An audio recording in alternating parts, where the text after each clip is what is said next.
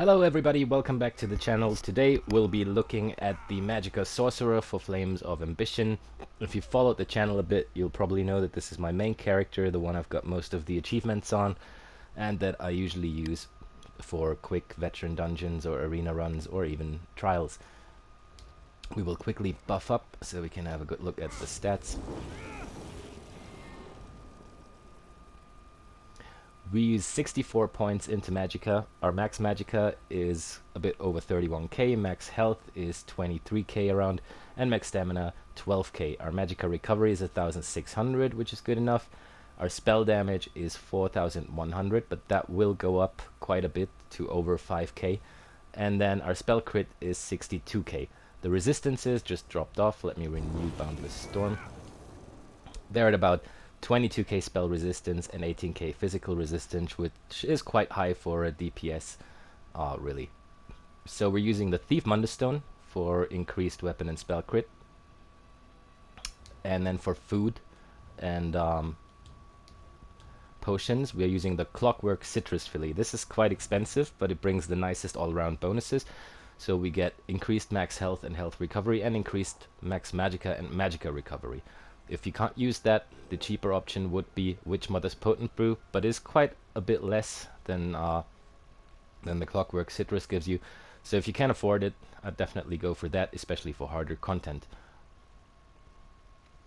Now for potions, we're using the Essence of Spell Power, which grants us Major Sorcery, Prophecy, and Intellect, increasing our spell damage, spell critical, and Magicka recovery. And it also restores about 7k Magicka immediately. If you don't want to use these because they're a bit expensive in the guild traders, or you can't craft them yourself yet, you can also buy them with alliance points. It's then called Alliance Spell Draught, and it gives you exactly the same bonuses. Those can be bought from the AP vendors. Okay, let's get right into the skills. As a spammable, I'm using Crushing Shock.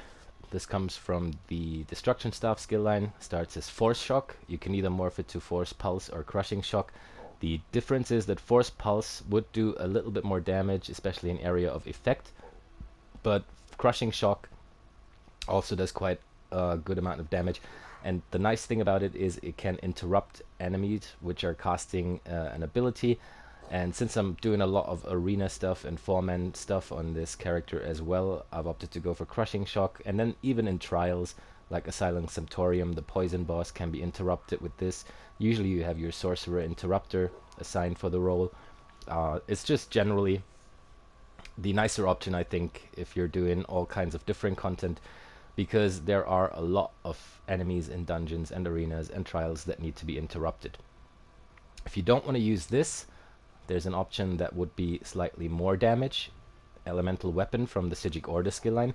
This would pretty much just charge your weapon, so your next light attack used within 2 seconds deals an additional 7,870 magic damage and applies the Burning, Concussion, or still Chilled Elemental Status effect. If the power is not consumed, you restore 1,300 Magicka. So this is on the dummy, the better spammable. In content, I've heard different opinions.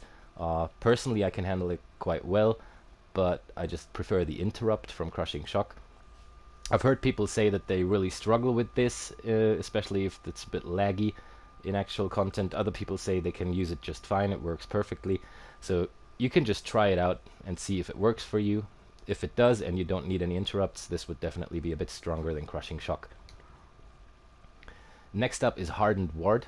This comes from the Daedric Summoning skill line. This is our shield, and it will just shield ourselves and the pet for 13k damage for 6 seconds. It's just really nice. There's a lot of situations where there's big amounts of damage incoming and you need to shield up and block. So definitely, especially for 4-man and arena content, I'd always advise people to have a shield on the bar. In trials, it can be situational. If you trust your healers, if it's a really good group and you're just standing there burning the boss, you might not need a shield. And you could use another skill there then if you wanted to, something like Bound Aegis maybe. Next up is the Twilight Tormentor. This is our pet, also from the Daedric Summoning skill line. That's just this bird here. And it will constantly be by your side and deal shock damage every so often. So the Twilight's Tormentor Saps deal 2700 shock damage, and its kicks deal 2700 shock damage as well. Once it's activated, you can use the ability to deal more damage, 53% more damage to enemies above 50% health. So remember to only use this ability as long as the boss is still above 50% health, because underneath that it won't make any difference. It's just wasted by that point. Next up is Daedric Prey. This works very well with our Twilight Tormentor, because while the curse that you put on the enemy, which lasts for 6 seconds and then explodes and deals magic damage, is active, your pet will deal an additional 20% damage. So you want to keep that curse up as much as you can, just for your pet to do more damage, and then as soon as it explodes, you will deal the magic damage from the curse itself. The next thing we're using is Crystal Fragments. This is from the Dark Magic skill line.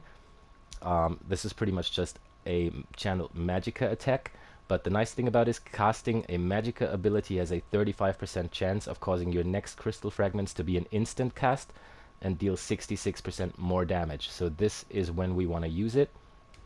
I'll quickly demonstrate that here. You will see the symbol that I've got on R1 on my ability bar turn pinkish, sort of like, depends on your color settings really. For me it's pink, it might be red or so, but look at this. Just deal damage, and then it turns pink, we can insta-cast it. And then we'll keep on spamming our spammable, and as soon as it turns pink, we'll insta-cast it. And that's how you get the most damage out of this. For the ultimate on our front bar, we're using Shooting Star. This comes from the Mage's Guild skill line. We're usually not actively using that unless there are a lot of ads, like say in the beginning of the Hel Ra trial. This calls down a comet from the sky that deals flame damage and stuns enemies, and after the impact, enemies in the target area take flame damage over 13 seconds. The nice thing is you generate 12 ultimate for each enemy hit, so if there are a lot of enemies and you know that you'll hit at least like 10 enemies with the comet, you get so much ultimate back that you can pretty much use your next ultimate right away.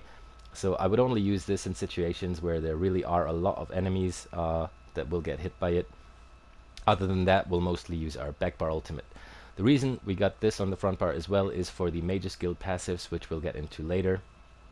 I'll just give you increased Magicka for having it slotted and a couple of other nice bonuses.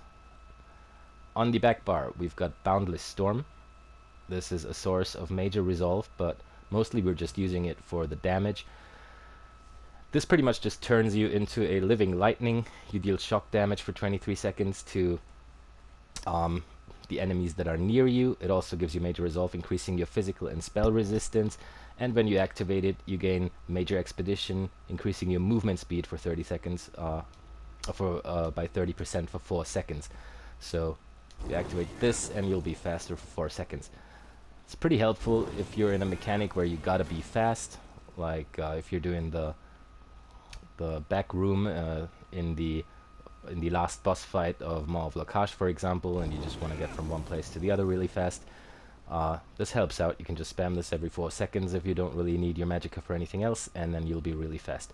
Plus, obviously, everybody close to you will take damage because you are a living lightning. This works very nicely with the next skill, which is Critical Surge.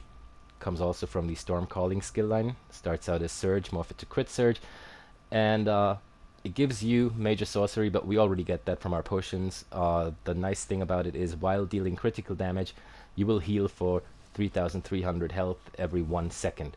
So this makes you pretty bulky. You got the higher resistances from being the living lightning, and if the crit surge is on, every time you critically hit something, you will heal for over 3,000 health. So it's very hard to kill you at that point. Super cool for dungeons and arenas. In trials, you might not need the heals from Crit Surge, so you could slot something else here, like put your shield on the back bar and put Inner Light on the front bar. There's a couple options, but generally for the setup in general, I'd definitely keep this on. Next up is the Twilight Tormentor. Again, we need to have it on both bars, otherwise it would disappear every time we swap bars. Next up is the Mystic Orb from the Undaunted skill line. This is a pretty strong AoE skill. It's the last thing you unlock here. Starts as Necrotic Orb, morph it to Mystic Orb, and what it does is it just sends a orb in a direction that you throw it in, and it'll deal magic damage every half second. Plus, allies can use the combustion synergy, which will cause them to restore about 4k Magicka or stamina, whichever is higher. So it really helps the group sustain a lot if all the Magicka DPS use this skill. And they can also do magic damage if they use this synergy. It just looks like this orb that's gonna float around the place in whatever direction you throw it in. And then people can take the synergy and get resources back and cause it to do magic damage. The next thing we've got is the Elemental Blockade. Well, the Unstable Wall of Fire morph here. It's just putting this fiery field on the ground, and everybody inside of it will take damage. The skill comes from the Destruction Staff skill line as well. Starts as Wall of Elements, morph it to Unstable Wall of Elements. It'll deal fire damage because we are using a flame staff, so it'll be called Unstable Wall of Fire if you look at it on your bar. Flame damage to all of the enemies in the area for 1 second. Burning enemies take 20% more damage from this ability, and when the effect ends, the barrier explodes, dealing another 6k flame damage. The ultimate on the back bar will be Elemental Rage, also from the Destruction Staff skill line. It's called Fiery Rage because, again, we're using a flame staff. And you create a cataclysmic storm at the target location that builds for 2 seconds and then lays waste to all enemies in the area, dealing about 9k flame damage every 1 second for 7 seconds. So this is really strong if you've got enemies grouped up like here, or if you've got a boss and side bosses that all stand in the same area. You really want that area of effect ultimate ability, or even in arenas, to burn things down quicker and burn a lot of things down at once. If you don't have that and you're just fighting one boss without much adds, you can use the Storm Atronach, which would be a bit more damage. This would just call down a Storm Atronach that deals shock damage every 1 second, and your allies near it can use the Charge Lightning synergy, granting you and the Atronach, or the ally that takes it and the Atronach, Major Berserk, increasing their damage done by 10% for 8 seconds. So this is also really nice. If you use the Storm Atro, just call out to your allies to actually use the synergy so they can get the Major Berserk bonus, and the Atro gets it as well. Okay, so much for these skills. Now we'll have a quick look at the passives here. Dark Magic. Reduces health, Magicka, and stamina cost of all your abilities by 6%. This is very, very good for sustain. You definitely want that.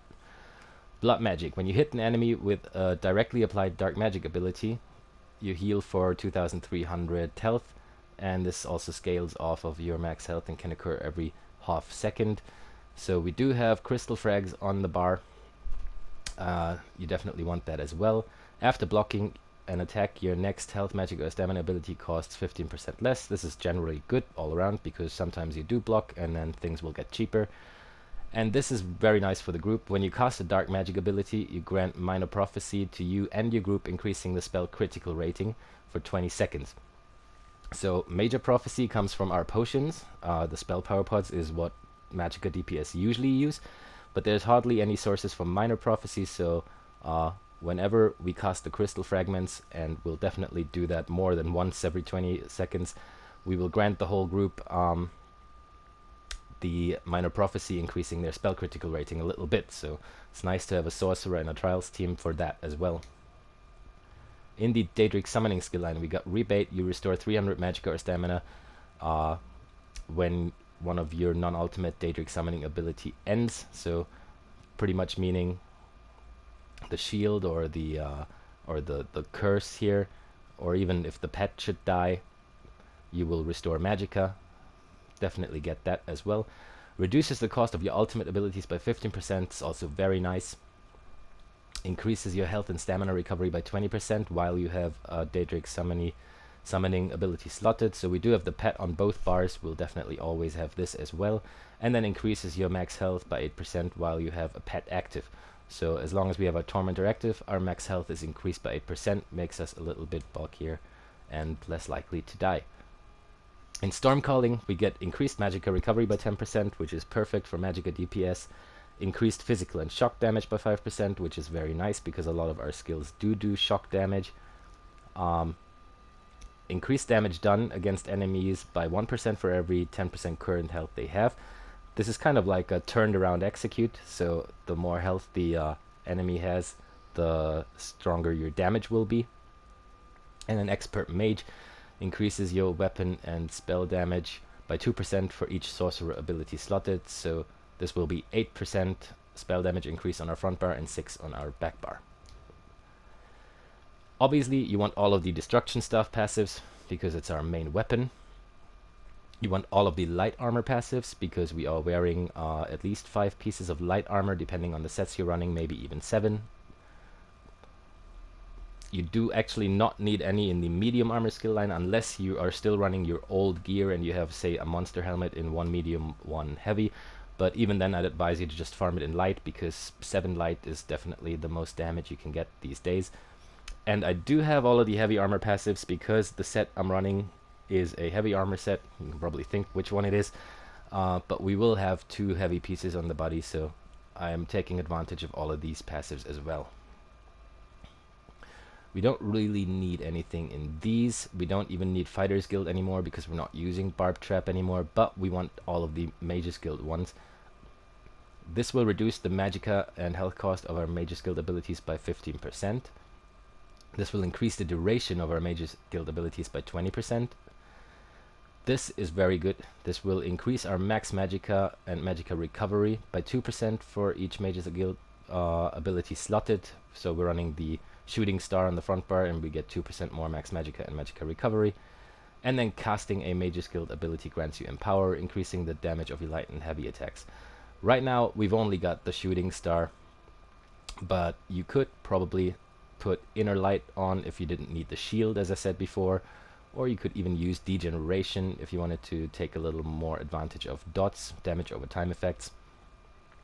Anyway, definitely get all of these, because however the build will change, or whatever you decide to do, it's always good to have all these passives from the Mages Guild. Psijic Order, obviously you only need the passives if you actually use Elemental Weapon as a spammable, but then I'd get all of them as well. And Undaunted, we want all of these because this will give us more health, stamina, and Magicka back if we take a synergy, and this will just increase our max health, stamina, and Magicka by 4%. We don't really need anything in Assault. We don't really need anything in Support either, even though I sometimes do run Barrier on the front bar if we're running in a 4-man group without a healer. Say like in Veteran Black Rose Prison, this comes in very handy. There's a lot of situations where a lot of incoming damage is happening, and then I'll just run Barrier on the front bar to protect everybody if the tank doesn't already have it. But 2 barriers is better than 1. And Magicka 8, so I get increased mag recovery for having the Barrier on the front bar. Race, I'm a High Elf still. Khajiit would be the top race this patch, followed by High Elf and Dark Elf, and then you could also be a Breton for the nicer sustain. But the top damage option is definitely Khajiit, followed by High Elf and Dark Elf. Yeah, so we get increased spell damage, we get increased max Magicka, and when we activate an ability, we restore 625 Magicka. This can occur every 6 seconds. Plus, when we are using an ability with the channel or cast time, we will take 5% less damage. This is just, High Elf has usually been the top race for DPS. Now with the changes from this patch, Khajiit has kind of made its way up and is a little bit stronger. But if you are a High Elf or a Dark Elf, there's no reason to race change. The damage difference is so minimal, it's hardly even noticeable. Only on the very, very top end of damage, but it's really, there's no reason to race change if you are a High Elf or a Dark Elf, just for the tiny bit of damage that the Khajiit does more. And then Alchemy, obviously you want medicinal use to make your potions, your spell power pots, or aligned spell draughts last 30% longer, so you can have 100% uptime on them. Okay, so much for that. Now let's take a look at the gear. We are running Ceroria on the front bar. This comes from Cloud Rest.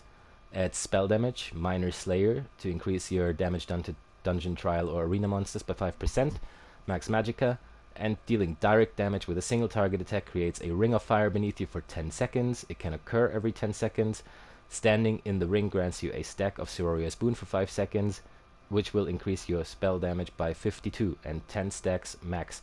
So that is 520 spell damage if you have the full 10 stacks. I'll quickly show you what this looks like. We deal damage, there's the ring of fire, and then above my health bar you can see the orange symbol. 8 stacks, 9 stacks, 10 stacks.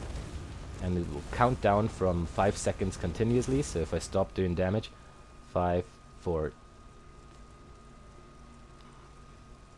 Okay, I guess it doesn't want to go away. 3, 2, 1, there we go, and now I'll have to do another attack before it completely runs out, otherwise I can't maintain my stacks. I will also have to stay inside of the ring. If I do attacks out here, it'll count down and I'll lose the buff. Okay, it made a new ring here now, but if I do that there, you'll see me lose my stacks there. Unless I go back into the ring. So this set is pretty situational. It's really good in fights where you can just stack behind the boss and do damage, because you'll always stand inside of your circle and you don't have to struggle with running back in and back out in case you need to avoid something or get out of the way of something.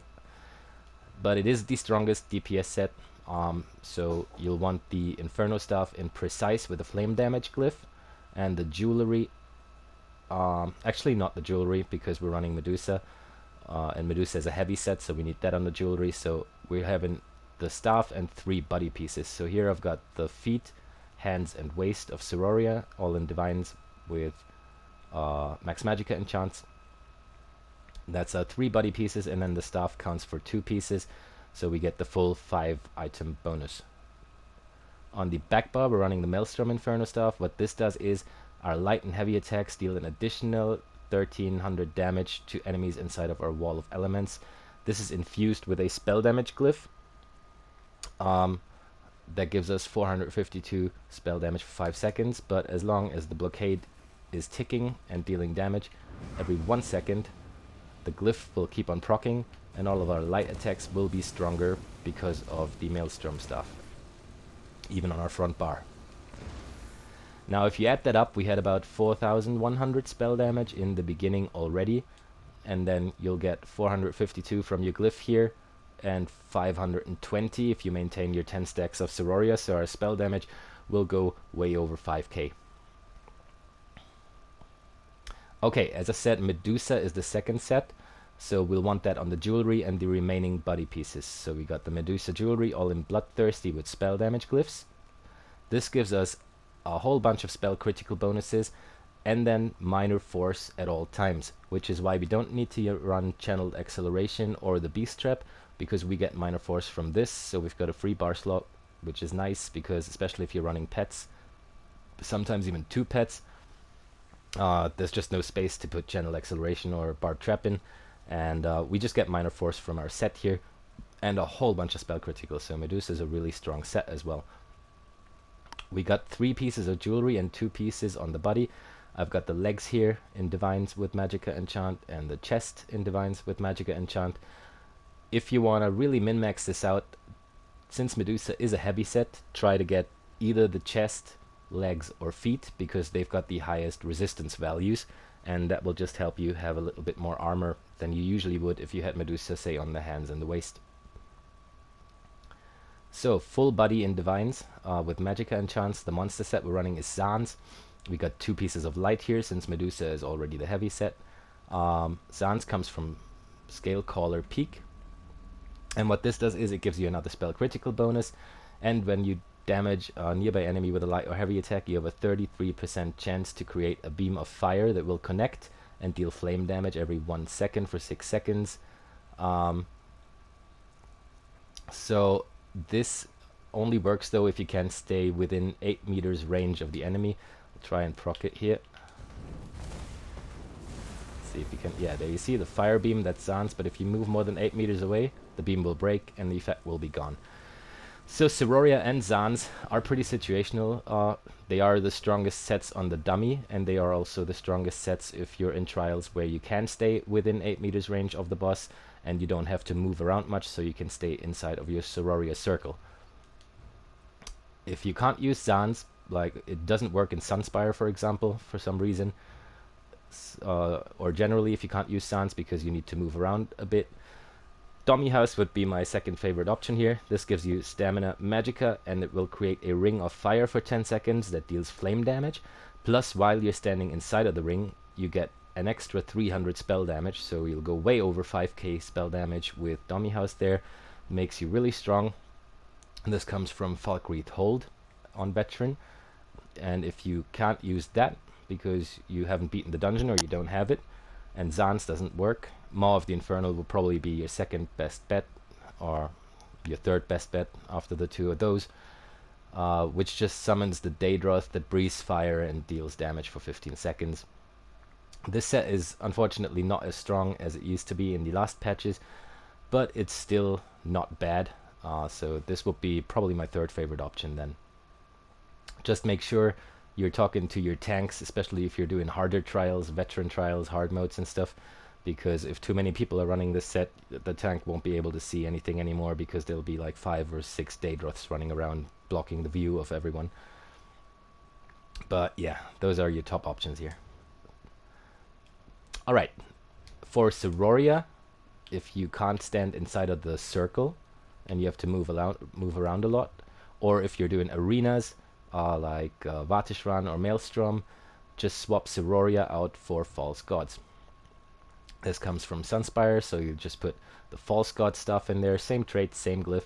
This will give you Minor Slayer as well, 2 spell crit bonuses, and it will reduce the cost of all your Magicka abilities by 8%, plus whenever an enemy you've recently damaged dies, you restore Magicka, and you gain Major Expedition, increasing your movement speed. So this is a very, very nice set, especially for arenas where you're doing solo content, because in solo content you're probably not going to be able to always stay inside of that ring and just stand there inside of the ring and do damage.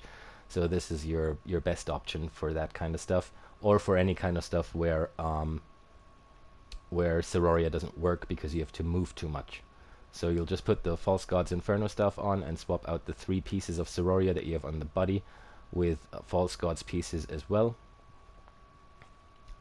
And then that will be the second setup. There is a third option that you could do, which does a lot of damage as well this patch, and that's the crafted set, Mechanical Acuity. So you'll have a Flame Staff on the front bar in Precise. This gives you max stamina Magicka, weapon and spell damage.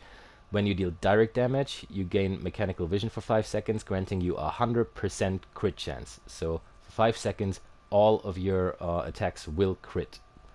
Now if you're running this set, you don't need a secondary set like Medusa with a whole bunch of spell critical bonuses, because you already have 100% and you won't go any higher than that. So all of these spell crit bonuses would be wasted.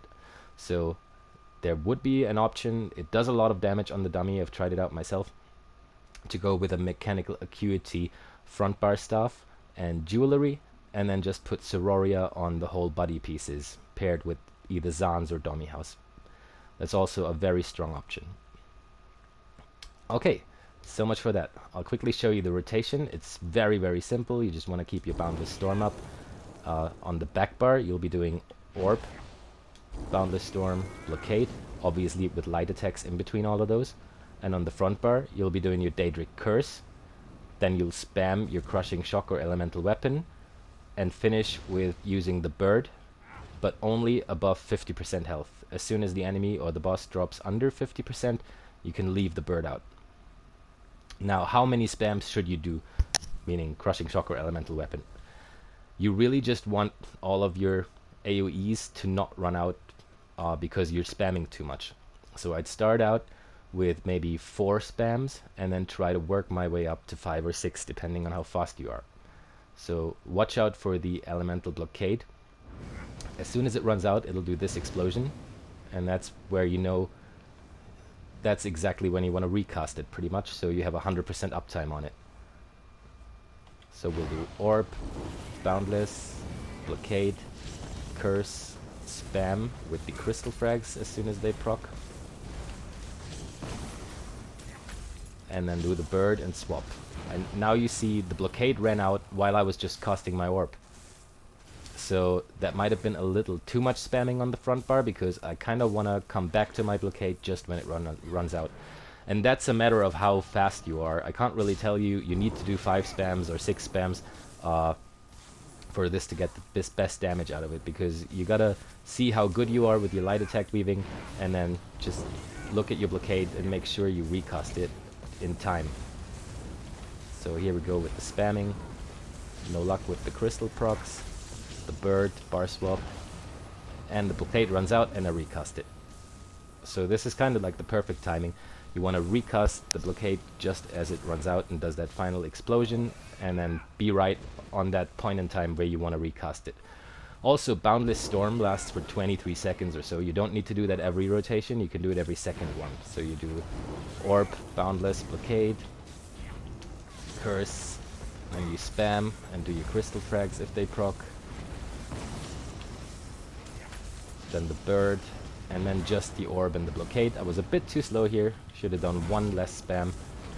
And you spam with light attacks in between, obviously. Crystal frags, do the bird. And I was a bit too slow again here. You really have to figure it out yourself, you know. And don't look out for the crystal frags too much. In the beginning, like a year ago or 2 years ago, I was always trying to get, like, I was in the front bar doing curse, spamming. Was like, why does the crystals not proc? And I've done 5 spams already. I should have bar swap, but I was like going on because I really wanted the crystal frags to proc. It doesn't matter. Sometimes you'll have more luck with them. Sometimes you'll have less luck with them. Sometimes you'll be in your front bar and you'll be spamming 5 times and they just won't proc at all, but then you still do your bird and bar swap and go on about it, because otherwise you'll just screw up your own rotation waiting for these crystal frags to proc. So just figure that out for yourself. That's the build. I quickly want to go into lightning staves. We used to have in the old champion point system an exploiter passive that would cause you to deal, I think it was 10% more damage to enemies that are off balance. That passive is gone, so all you get now is, if you set something off balance, the heavy attack will be a bit stronger. So technically, yes, you could run the Maelstrom's, what's it called, shock stuff, lightning stuff, the Maelstrom's lightning stuff on the back bar, and Sororia's lightning stuff on the front bar, or false gods if you can't use Sororia.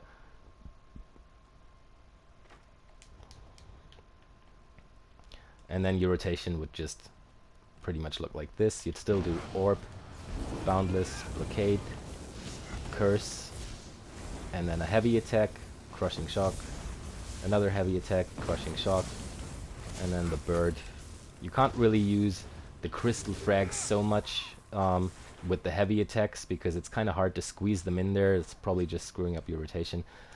But yeah, there's other builds for that out there which do that better. So I probably would not use a lightning stuff, only on the front bar and only in dungeons or arenas, just because of the splash damage. Because as you see, if I heavy attack this guy, all of the others take damage as well, because that's what lightning staves do, the splash damage. It's very nice for ad clearing. So in dungeons and arenas, yes, you can use the lightning stuff. It also helps out a lot with your sustain, because the heavy attacks will give you a lot of Magicka back. But for trials, I definitely wouldn't recommend it anymore. I'll just go with the Inferno stuffs and the light attack rotation. However, the choice is yours as always. I really hope you enjoy playing the Sorcerer. We'll have a really quick look at the champion points, and then this video will be done as well. My preferred slottables for the green tree are Treasure Hunter to get more better quality loot, Rationer so you can get more, so your food and drinks last longer, Liquid Efficiency so you have a chance that if you use a spell power pot it won't even be consumed, and then Steed's Blessing for more movement speed while you're out of combat, just so you get from one boss to the next one quicker. Helps a lot in speedruns and stuff like that. The way you get there is you start out here at Gilded Fingers, put a minimum amount of points in there to unlock the next node. I think it's 10 points. Then you can unlock Fortune's Favor, put 10 points into there. Then Wanderer, put 10 points into there. Then Steadfast Enchantment, put 10 points into there. And then you can grab your first slottable and go down to your other slottables. And then you just fill up whatever you want to fill up here. Whether you want your glyphs to not decay as fast, whether you want more gold from treasure chests or more gold in general. That's all up to you. That's all just quality of life stuff and completely your choice. In the blue tree, we want Eldritch Insight for more max Magicka and Precision for more critical chance. These are very important. After that, you can go in here for Piercing, which will give you Penetration, Flawless Ritual, and then War Mage. The left side is the Magicka tree, the right side is the Stamina tree. As our slottables, we've got Backstabber for more crit damage while we are flanking, meaning standing to the side or behind of an enemy. Fighting Finesse for more critical damage and critical healing in general. Deadly Aim for more single target attack damage. And Biting Aura for more area of effect damage. That is because the Orb we've got and the Blockade are area of effect skills. Thaumaturge, I've chosen to not use this for now. You can test it out if you want to, but we don't really have a lot of damage over time stuff. The Daedric Curse is just a curse that gets put on and explodes after 6 seconds. I'm not sure that even counts as a damage over time effect. So Biting Aura and Deadly Aim plus those two for the crit are my preferred choices here. Once you got all of that, if you got any champion points left, you can start working on your damage mitigation. So quick recovery for your healing taken, preparation for reduced damage from non-player attacks, magical attacks, and physical attacks over here, or martial attacks as it's called now. In the red tree, the slottables will be Rejuvenation for health, magic, and stamina recovery, Ironclad for armor, and Boundless Vitality for more max health. After that, we'll go into Hero's Vigor for more max health, which will unlock Siphoning Spells, our 4th slottable, to restore Magicka whenever we kill an enemy. This is also very nice. After that, I've chosen to first fill up on Sprinter and Hasty because I like being fast in content, then on Tumbling because I do roll dodge quite a lot, and then on Mystic Tenacity because it reduces the duration of elemental status effects applied to us. After that, you can go for the block cost reduction and the amount of damage you can block. Maybe a bit of the bash cost because sometimes you do bash. Not so much with this build because we got Crushing Shock on, but anyway. Or the break free cost. So after you got these, I just fill up the right side and the left side as your champion points come in. And remember, to unlock these, you don't have to fully fill them up. If you've got low champion points, you can just also put 10 in here to get over there, and then put 10 in there, or 20, however many you have. The slottables, though, will be important, so I would definitely try to fill these up first before getting most of this stuff here. Alright, so much for the Magicka Sorcerer guide. I really hope you have a fun time playing your Sorc. It's a great class all around. It's super good in solo content. It's also very strong in terms of trial damage at the moment. I think it's probably under the top 3 with the Necromancer Nightblade. But yeah, enjoy your Sorc and have a good time. I'll see you next time.